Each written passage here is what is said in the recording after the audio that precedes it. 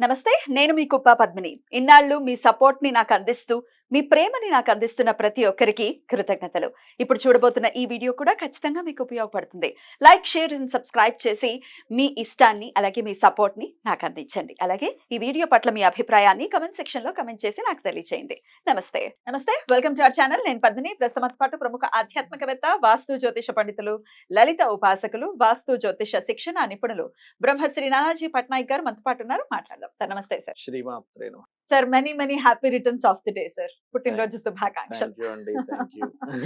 మీకు ఎన్నో సార్లు చెప్పాను. నాకు ఎన్ని సార్లు చెప్పినా మళ్ళీ కొత్తగానే అనిపిస్తుంది. You are my favourite person. అందులో ఎటువంటి సందేహం లేదు. తామవారం నిజంగా. విజ్ఞత. అయ్యో!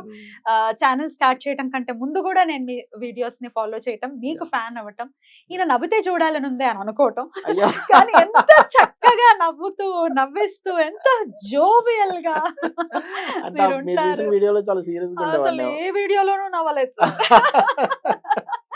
ఈయన చేత ఎలా అయినా నవ్వించాలి అనుకోవటం, కానీ మీరే ఓకే. ఎప్పుడూ నవ్విస్తూ మీరు ఓకే. వచ్చినప్పుడంతా చాలా ప్రశాంతంగా ఉంటుంది. Every yeah! Tuesday my Tuesday starts very beautifully. ఇది బాటమ్ ఆఫ్ మై హార్ట్ నుంచి చెప్తున్నటువంటి థాంక్యూ అండి. మాటలు. థాంక్యూ. మీరు ఎప్పటికీ చాలా ఆనందంగా ఆయురారోగ్యాలతో ఉండాలని నేను మనస్ఫూర్తిగా కోరుకుంటున్నాను సార్. థాంక్స్ అమ్మా. మీరు కూడా ఎప్పుడు అమ్మవారి అనుగ్రహంతో మీరు ఎప్పుడు చల్లగా ఉండాలి. థ్యాంక్ యూ అయిన సార్. మన ప్రేక్షకులందరూ కూడా చల్లగా ఉండాలి. ఇప్పుడు థాంక్ అమ్మవారి అనుగ్రహంతో ఎప్పుడు వాళ్ళకి మన ప్రేక్షకులందరికీ కూడా ప్రాబ్లమ్ ఏమొచ్చినా అమ్మవారు అలా పక్క నుండి నడిపించాలని కోరుకుంటున్నాను. సో పుట్టినరోజు నాడు అనుకోకుండా మీ సమయాన్ని ఇవ్వటం అనేది డెఫినెట్ గా నాకు చాలా ఆనందాన్ని ఇస్తుంది. యాహ్! సో పుట్టినరోజుని అసలు మీరు ఎలా జరుపుకుంటారు? మీ అమ్మగారు ఎలా చేసేవారు మీ పుట్టినరోజుని? అసలు ఇప్పుడు ఈ ఈ టైంలో ఎలా జరుగుతోంది ఒకసారి చెప్పండి. ఇప్పుడైతే హ్మ్. నాకు ఒక ఏజ్ వరకు నా చిన్నప్పుడు పెద్దగా అప్పట్లో పెద్దగా పుట్టినరోజు చేసుకోవడం ఇంత హడావిడి లేదు ఏం లేదా కదండి. తలంట్లు ఆ పోసుకోవడాలు అవి తలంటు పోసుకోవడం చేసాను. పరమాన్నం? ఇప్పుడు అంత హంగామా చేసేవారు కాదు కదా. మీకు తెలియదు ఏముంది, ఇప్పుడు అంత ఏముంది. ఆ, తలంటు పోసేవారు, ఆ. గుడికి తీసుకెళ్లేవారు, ఇంట్లో చక్కగా ఒక 4-2-3 పదార్థాలు, మంచి పదార్థాలు. సరే ఈ రోజు పుట్టినరోజు అంటే ఇదే ఇప్పుడు కదా సార్ అసలు అంతే. సిసలు అసలు ఆనందం. సిసలైన ఇదే. ఆ, అదే ఆ, అంటే ఆ, ఇప్పుడు ఇంకా ఎక్కువ హంగామాలు చేస్తున్నారు కదా, ఆ, చెప్తున్నానండి.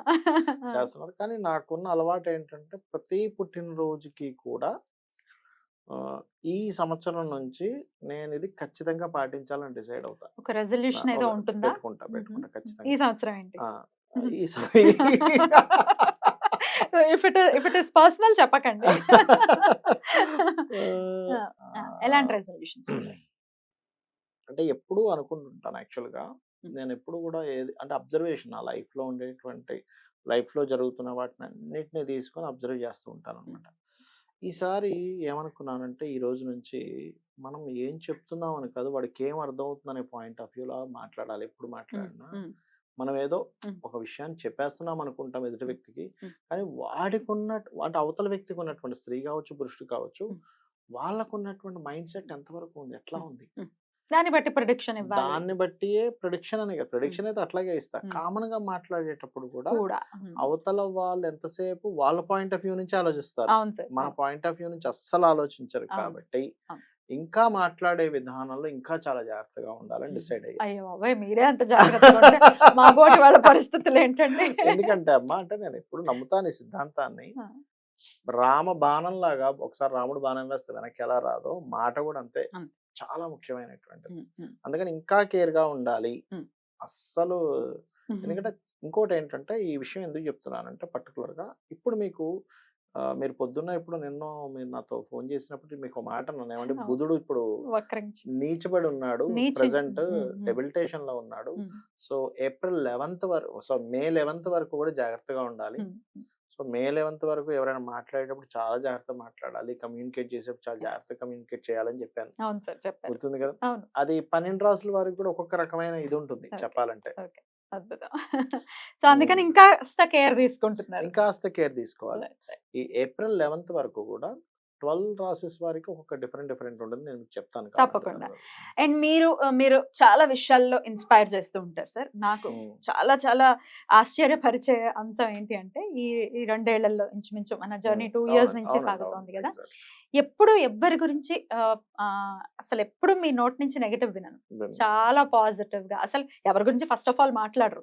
వచ్చినంతసేపు ఏదో చిన్న పిల్లల్లాగా మాట్లాడుకోవడం, నవ్వుకోవడం, టాపిక్లు చెప్పుకోవడం, వెళ్ళిపోవడం ఇట్లానే ఉంటుంది. ఎవరి గురించి ఎప్పుడు పరోక్షంగా మాట్లాడరు, పరుషంగా మాట్లాడరు. ఎట్లా సాధ్యపడుతుంది సార్? అంటే మనకి శాస్త్రాలు చెప్పినవి అవి కదమ్మా. ఉమ్, మనకి ఉమ్, మహాభారతాలు కానీ, రామాయణాలు కానీ, ఉమ్, లేకపోతే మనకి ఉన్నటువంటి భగవద్గీతలో కానీ చెప్పింది అదే కదా. ఉమ్. మనం అవన్నీ చదువుకొని విన్నందుకు మరి మనం అట్లా ఆచరణ. ప్రవర్తించకపోతే, ఆచరించకపోతే ఉమ్, దానికి అర్థమే ఉంది. right. మా పిల్లలకు కూడా నేను ఎప్పుడు కూడా మీరు మంచి మంచి ర్యాంకులు రావాలని ఎప్పుడు అనలేదు. ఉమ్, వాళ్ళకి చెప్పింది ఎప్పుడు కూడా ఏంటంటే, నాన్న సమాజంలో ఇలా ఉంటారు.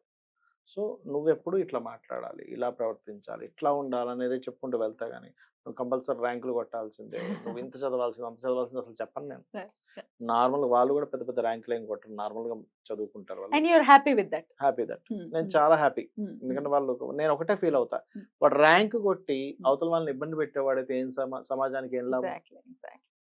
Correct. వాడు ధర్మం గురించి తెలుసుకోకుండా అవతల వాళ్ళని ఇబ్బంది పెట్టేలా తయారైతే వాడు స్టేట్ ర్యాంక్ వస్తే ఏం లాభం నాకు? మీకు చెడ్డ పేరు అలా బాగోకపోతే బాగోదు కదా. వేరే వాళ్ళు ఇబ్బంది పెడతారు. నాకు వేరే చెడ్డ వాళ్ళు పేరు రావడం, అబ్బాయికి చెడ్డ పేరు రావడం కాదు. వేరే వాళ్ళు ఇబ్బంది పడతారు ఆ నేచర్ వల్ల. ఫస్ట్ నేచర్ సెట్ చేయాలంటాను ఇప్పుడు పిల్లల్ని. Beautiful sir. సార్ మీ జర్నీలో మీకు బ్యాక్ బోన్ ఖచ్చితంగా మీ శ్రీమతి గారు. మా శ్రీమతి గారు బ్యాక్ బోను. ఉమ్. నాకు లైఫ్ లో ఒకే ఒక మాట, మా మదర్ చెప్పిన ఒకే ఒక మాట నా లైఫ్ లో మంచి స్టేజ్ కి తీసుకెళ్ళిన ఇది. ఏంటా మాట సార్?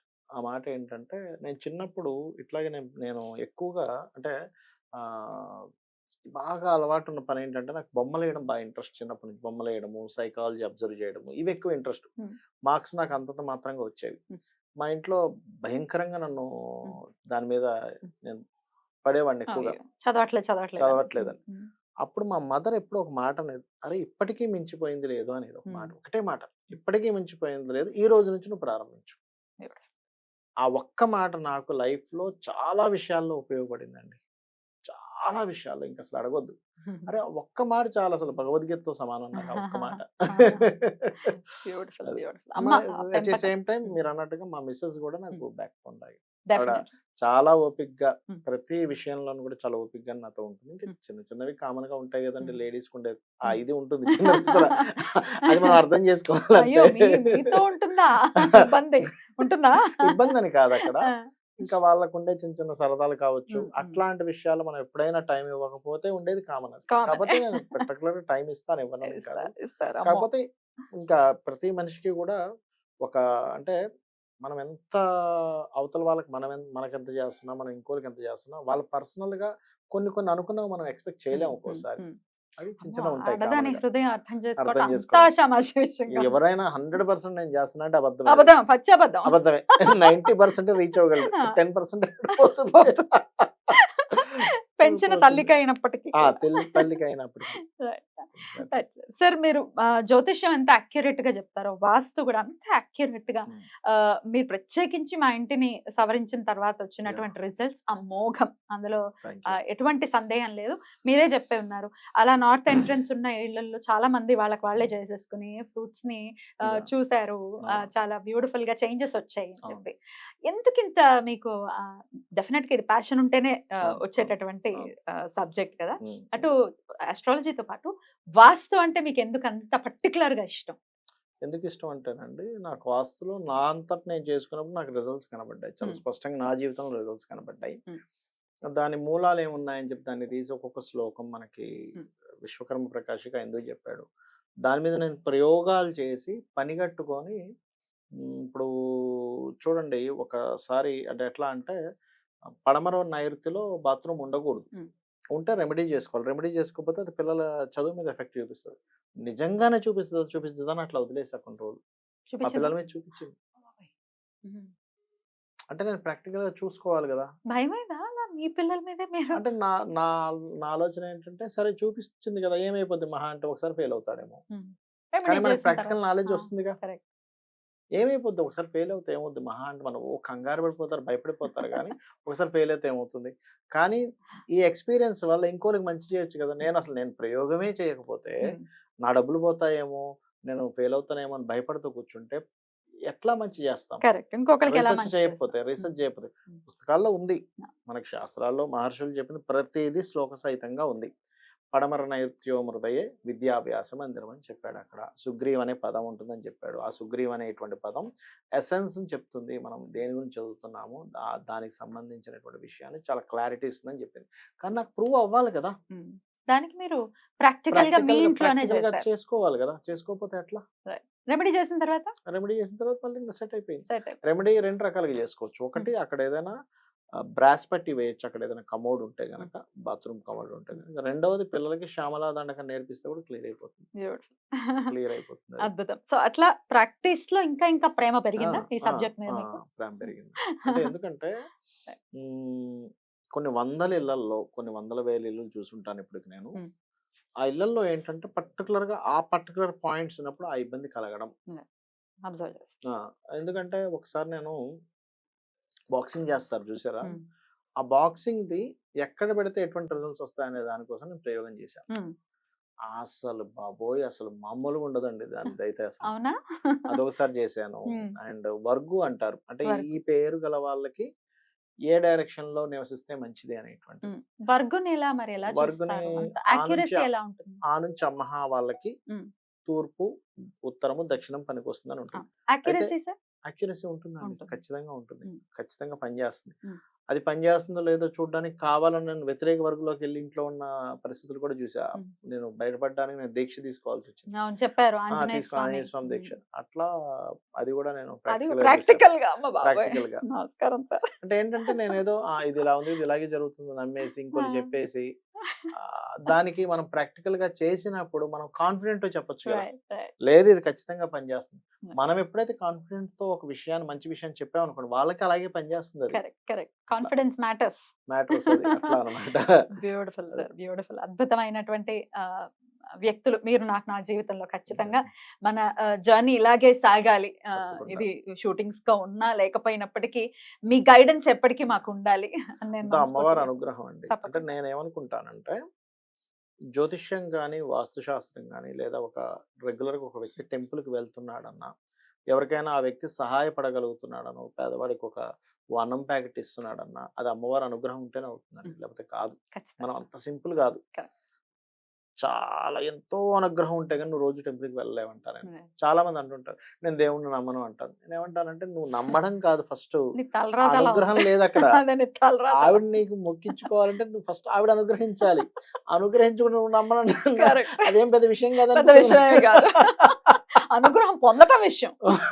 నీకు అనుగ్రహం లేక నీకు నమ్మకూడదు అనే ఫీలింగ్ కలుగుతుంది. Right. అనుగ్రహం ఉంటే ఆ ఫీలింగ్ రాదు నీకు. అద్భుతం సార్, అద్భుతం. ఒక సిస్టర్ లాగా నన్ను మీరు ట్రీట్ చేస్తారు. Yeah, exactly. సో డెఫినెట్ గా ఆ ప్రేమని, అభిమానాన్ని ఎప్పటికప్పుడు చూస్తూనే ఉంటాను. Yeah. Thank you so very much. మీరు నోరు విప్పి ఎప్పుడు చెప్పరు, ఎందుకో చెప్పేశారు నాకు ఈ రోజు అవునవును, బర్త్డే ఈ అని. రోజు birthday. అంటే నేను మీరు ఏదో ఫ్రూట్స్ తెప్పిస్తానంటే అదే నా బర్త్డే అని మీకు తెలుసా తెలుసా అన్నారు. అసలు మన మధ్య ఎప్పుడు టాపిక్ టాపిక్ రాలేదా?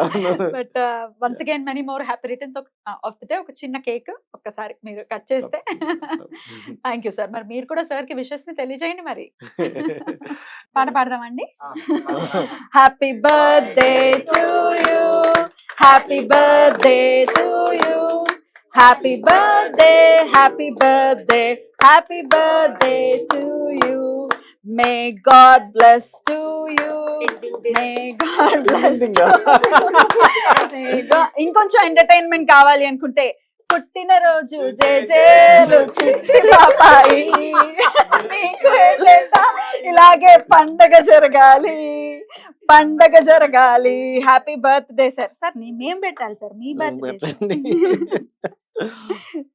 పెడతానండి. ఏం పెట్టాలి sir? Many many many many happy returns of the day sir. చాలా Thank చాలా you. చాలా చాలా హ్యాపీగా ఉండాలి మీరు. గట్టిగా చప్పట్లు వేసుకోండి అబ్బాయిలు. Happy birthday. అదే అదే అమ్మాయిలు కూడా happy birthday. Thank you. Thank you. పనికి ఆహార పథకం కేకులు మీ దగ్గరకు వస్తాయి. వస్తున్నారా? ఒకసారి మళ్ళీ అయితే పుట్టినరోజు జయ జయ